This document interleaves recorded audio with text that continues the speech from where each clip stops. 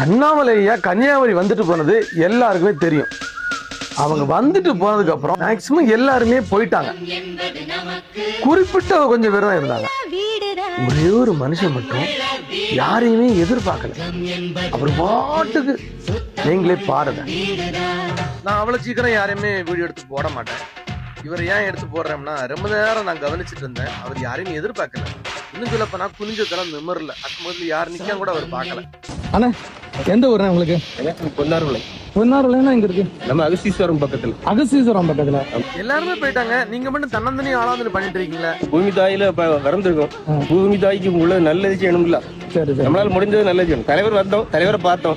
தலைவர் விட்ட வழியில நடந்தா மட்டும் போதாது, அது போல் செயல்படுத்தணும். அதான் என்னால முடிஞ்சதை நம்ம செய்யும். எல்லாத்துக்கும் வேலைகள் இருக்கும், இல்லன்னு செய்யல. முடிஞ்ச அளவுக்கு நம்ம அடுத்த தலைமுறைக்கு கொஞ்சம் இயற்கையை கொடுத்துட்டு போவோம். நம்ம மட்டும் யூஸ் பண்ணா போதாது. ரொம்ப நேரமா உங்களை வாட்ச் பண்ணிட்டு இருந்தேன். நிமிந்து கூட யாரையுமே பார்க்கல. வாழ்த்துக்கள்.